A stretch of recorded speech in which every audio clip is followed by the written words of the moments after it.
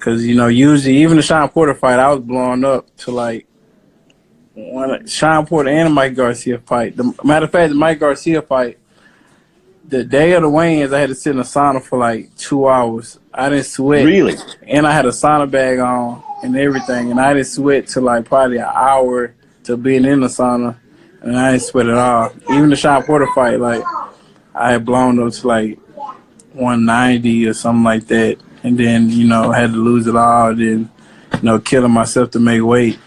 Why was that, Errol? Why was it? I mean, but Eric is correct that Manny came up. He's a small guy coming up to that weight. Earl fought in the amateurs at 52, comes to 47. So, that second half of the fight's going to be interesting. I think Manny, first half, no problem. But as it starts to go on, that youth and size is what the real key, what spins. No, don't have como se dicen cláusulas. Terming or something like no more weights. He's asking if there's a weight clause. Yeah, no. That he can rehydrate to as much as they want. They're welterweights, and he can hydrate to 168. Okay. Yeah. Wow. This is the problem. Yeah.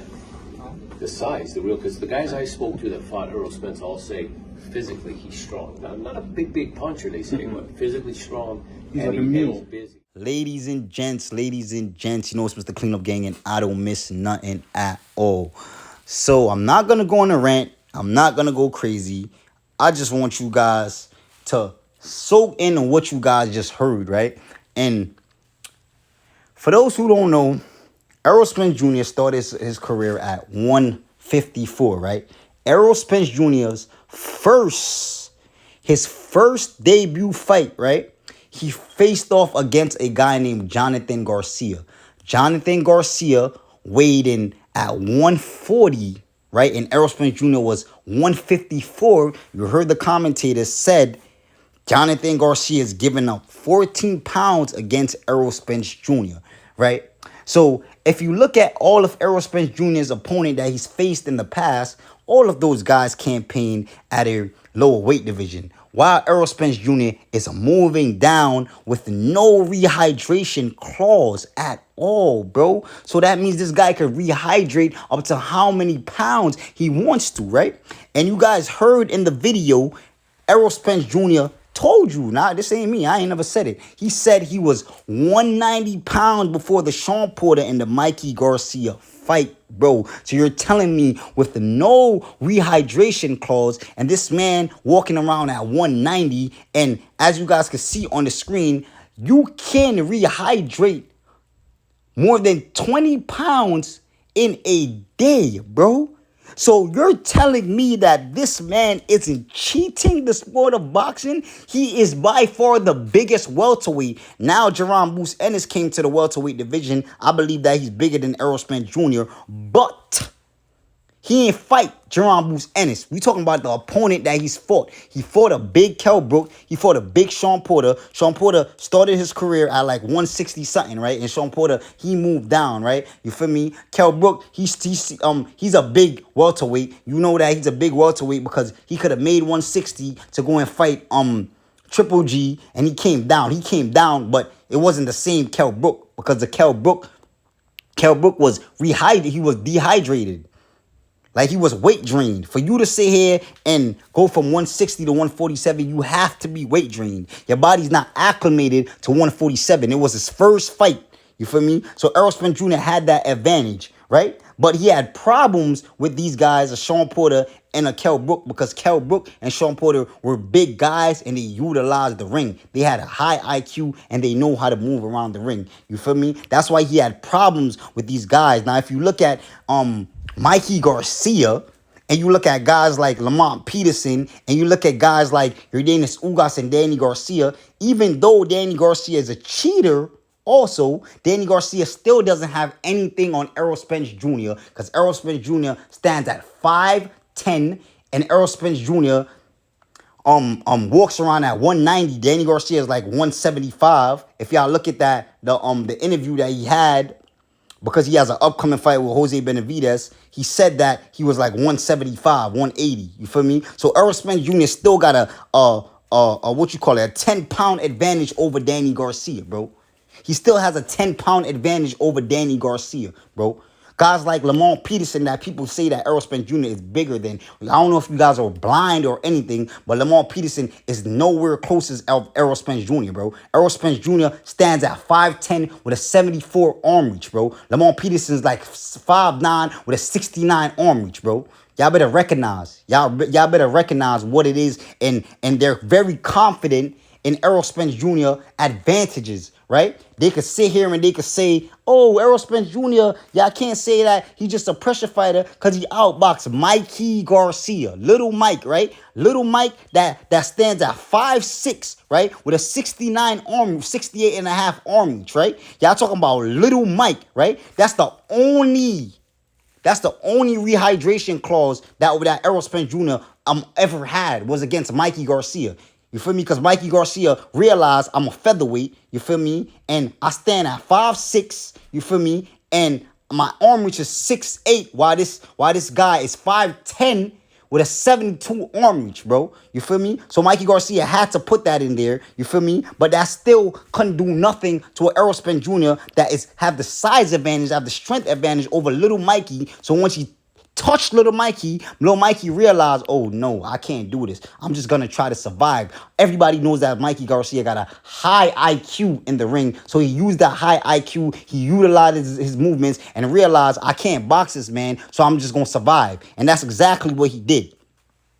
That's exactly what he did. So Errol Spence Jr. is aware of his advantages, right? Y'all heard Erik Morales said, yo, this is a problem in the sport of boxing, because it is a problem in the sport of boxing. Errol Spence Jr., Derrick James exposed Errol Spence Jr., bro. He exposed Errol Spence Jr. game plan against Terrence Bud Crawford, right? I don't know why he would say this, but I don't know if you guys remember that interview when Derrick James was asked what made Terrence Bud Crawford special, and Derrick James looked at the guy and told the guy it's his athleticism. Terrence Bud Crawford is a phenomenal athlete. Like, once he lose that athleticism, I don't know what age that's gonna be, but he's not gonna be the same fighter because it's about feeding, right? That fighter that loves him to death. Look what happened to him. Oh, yeah, that guy, Roy Jones, right? What happens when he got older? You feel me? So he is saying that they're banking on Terrence Bud Crawford aging, so Terrence Bud Crawford athleticism declines, so Errol Spence Jr. could use his advantages over these fighters. That's what he has. He has advantages. When you see boxing analysis and you see former boxers saying that Errol Spence Jr. is very strong and big. Yeah, he's very big and he's very strong. He's stronger than you guys and he's bigger than you guys. All these guys that he's been fighting are moving up in weight. They don't have nothing against Errol Spence Jr. I don't know what fighter that sit here and just be moving down in weight, you feel me, and not accomplishing nothing at all. Move down in weight and not accomplishing nothing at all, bro. I know if niggas moving up in weight, people say that Terrence Bud Crawford, he shrunk his body and that's the only way he's able to do that. How long Terrence Bud Crawford stood at 135? How long Terrence Bud Crawford stood at 140? He didn't stay there for 10 years. Errol Spence Jr. stood at 147 for 10 years. He only had a couple fights at 154, then he moved down. Why? Just to kill himself to make 147. Do you know why? Because he knows the rehydration shit. That is cheating, and that's taking advantage of fighters, bro. That's taking advantage of small fighters that can't rehydrate to that weight that you're rehydrating to, bro. Like, he's cheating in the sport of boxing. But newsflash, and this is for the guys that think I'm making excuses. Terrence Bud Crawford uses your strength and turn it into weakness. Errol Spence Jr. being the bigger guy, that doesn't mean anything. And I'm going to break it down to you just like this. If you watch Terrence Bud Crawford versus Sean Porter, you realize that Terrence Bud Crawford was the stronger fighter. If you watch Sean Porter versus Errol Spence Jr., you realize Sean Porter was a stronger fighter. So if I'm using Sean Porter as a measuring stick, I can use Sean Porter as a measuring stick when it comes to strength, right? I can do that, right? I can definitely do that. Sean Porter was definitely the stronger fighter. He was bullying Errol Spence Jr. around the ring. He wasn't able to do that with Terrence Bud Crawford. We wasn't blind, right? I know y'all Aerosexuals was watching it. Y'all seen Terrence Bud Crawford lift Sean Porter up in the midst of the fight, bro. From the middle of the ring to the ropes, lift him off the... Yo, there's no way Errol Spence Jr. have the strength advantage, right? But what he does have is size. If you want to talk about arm reach, Terrence Bud Crawford got an arm reach of 7'4". Errol Spence Jr. is 7'2". So he doesn't have the arm reach. When you want to talk about movement, Terrence Bud Crawford moves like water in the ring. Errol Spence Jr. is flat-footed. He has no movement. The reason why he's able to dominate his opponents is because he's very big. He's very big. He's sustainable to punches. He could stand in front of you and he could take punches. But what happens when you're taking punches from a guy that's very accurate, right? An accurate puncher that's able to utilize the ring, bro. That's able to use his IQ that set punches up. He's gonna have a very long day. He's going to have a very long day and he's going to get stopped. So that's why these guys hasn't jumped in the ring with Terrence Bud Crawford yet, because it's so much upside to him. It's so many upside to him. It's so many. And Errol Spence Jr., he's aware of that, bro. He's aware of that. He's aware. Like I said, if this was anybody else, if this was Jeff Horn, he would have been fought them for any amount of money, bro, just to get that belt. But Al Heyman they're confident in Errol Spence Jr. advantages owning when it comes to Terrence Bud Crawford. If y'all don't believe me that these guys are aware of how big Errol Spence Jr. is, Al Heyman and Tom Brown sent a contract to Canelo Alvarez. Sent a contract to Canelo Alvarez to fight Errol Spence Jr. at 164. Mind you, this is 147 to 164. How is he so confident that Errol Spence Jr. can make 164? Guys, just think about what I'm saying. Don't be ignorant, Aerosexuals. Don't be ignorant, please. Just think about what I'm saying. How is he so confident to send Errol Spence Jr., send Canelo Alvarez a contract to fight Errol Spence Jr. at 164, guys? Unless they're so confident that Errol Spence Jr. can make 164, guys. He's very big. 164 is nothing for him to make because he walks around at 190. If he could make 147, he could definitely make 164 because he walk around at 190. Like this is the advantages that he has over every single one of his opponents, whether it's height, whether it's arm reach, it's size. He has advantage over everybody. That's why he calls himself the big fish. And like I said, besides Jaron Bruce Ennis and Terrence Bud Crawford, he don't have no advantage over none of those guys, bro. And that's why he's not gonna fight none of those guys, bro. If he fights Terrence Bud Crawford, he gets stopped. And if he fights Jaron Bruce Ennis, he gets stopped. That's why he's going to try to move up to 154. You feel me? Probably vacate his belt. Do not be surprised, bro. Do not be surprised. Do not be surprised because he ain't going to fight Jaron Bruce Ennis. Al Heyman is thinking about all the ways to avoid Terrence Bud Crawford right now as we speak. Right? I'm sure it's going to be, they're going to make the fight fall through so it won't happen. I guarantee you the fight is going to fall through. It's not going to happen. I guarantee you, because of the upside of Terrence Bud Crawford.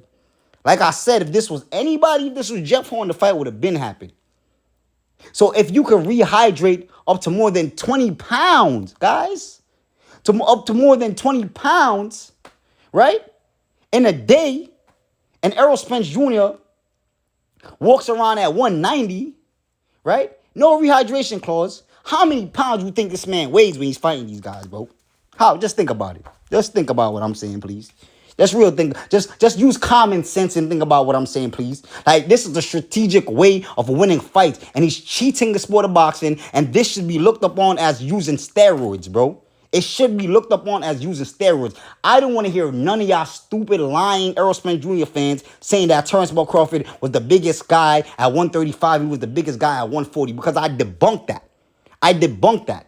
I showed y'all like a whole bunch of guys that was bigger than Turnbull Crawford at 135 and a whole bunch of guys that was bigger than Turnbull Crawford at 140. And besides, Turnbull Crawford is moving up. Errol Spence Jr. is moving down. He's moving down, bro. He's moving down to rehydrate, to have advantage over guys that's moving up. That is robbery. It's highway robbery. That's why he can look at Ugas and say, I don't see nothing special about Ugas. Ugas' fight comes forward, and I'm the bigger man. So when he comes forward, I can stop him. I'm going to stop him. Like, come on, he said it, and that's exactly what Ugas did. So he's aware of his opponents, bro. He knew that Danny Garcia is not bigger than him, and Danny Garcia is gonna stand and he's gonna exchange with him. Even though Danny Garcia did have moments in the fight, Ugas did have moments in the fight, they couldn't outstrength Errol Spence Jr. They couldn't outpower Errol Spence Jr. Couldn't outpower Errol Spence Jr. Errol Spence Jr. had this strength advantage and he has the size advantage against every one of his opponents that he's fighting, bro. You gotta have some type of advantage. And when Terrence Ball Crawford, the only advantage he has is the size. And size don't matter if you ain't stronger than me. It don't matter if you ain't stronger than me. I got an amateur background in wrestling. It don't matter if you ain't stronger than me. I deadlift from 450 pounds like it's nothing. Like, come on, bro. Like, this is the reason why the fight ain't happening. Turnbull Crawford got way too much upside, and Derek James exposed what they're waiting on. And when they looked at the Sean Porter fight, they didn't see it. That's why they sent in Canelo Alvarez contract to fight at 164, because they don't want to fight Turnbull Crawford. So they want to make as much money as they can, and they don't want to fight Turnbull Crawford. They don't want to fight Turnbull Crawford. Mind you, they're going to make a whole lot of money, but it's a fear factor. It's us being in the same weight division, and it's a 50-50 fight. You know, it's not no 50-50 fight when you go fight Canelo Alvarez, bro. Like, niggas expect you to lose, so if you lose, it's nothing if you lose. But if you fight Turnbull Crawford, it's everything if you lose, because it's an ongoing feud between you guys. Fan base, they don't like each other. You feel me? So it's smart for Al Hammond, the snake. Like, I'm telling you, this man is so smart, bro. He manipulate all you dumbass Errol Spence Jr. fans, and y'all just sit there, just wait on the dumb shit for Errol Spence Jr. to say, and y'all believe it. Y'all actually believe that this man, the reason why this man ain't fight Terrence Crawford, because he was clearing out his side of the street. Y'all believe that. Y'all actually still, up to this day, believe that shit, right? Y'all believe that shit. Yeah, and Andre Ward, that's why I be looking at him suspect too. Andre Ward, he's going to come and say out his mouth, oh, nah, Errol Spence Jr. deserve credit for beating these guys. Andre Ward, are you a boxer? Are you a boxer, sir? Do you have the fighting spirit? Would you ever say, yo, I'm a clear out my side of the street and I'm going to fight Kovalev? Like, what are you talking about, bro?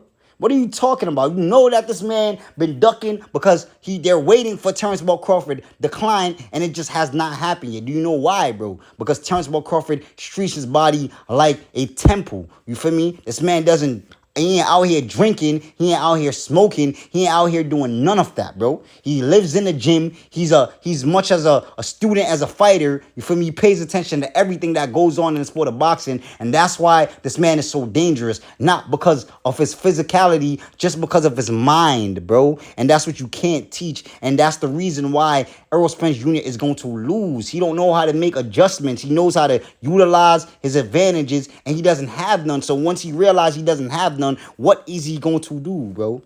What is he going to do? That's all I'm asking. What is he going to do?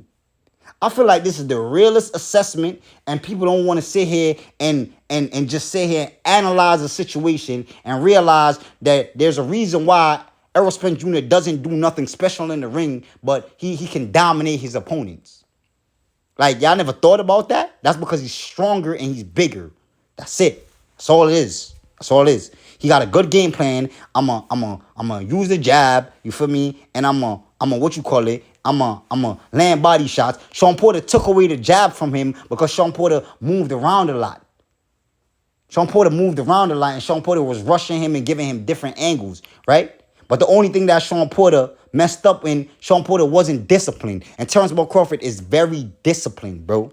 He's disciplined. At times he could trade, but He knows what it comes with. He knows what this is. So he's going to fight a perfect fight. He's going to deal with this guy like Victor Postal and deal with this guy like Jeff Horn. I promise you, bro. I promise you. And when he does it, you guys going to be so surprised. And it's going to be all excuses. Now y'all going to say it's the car accident. And y'all going to say all this shit that y'all said that we were banking on. Y'all going to use that excuse. Mark my words, bro. Mark my words. You feel me?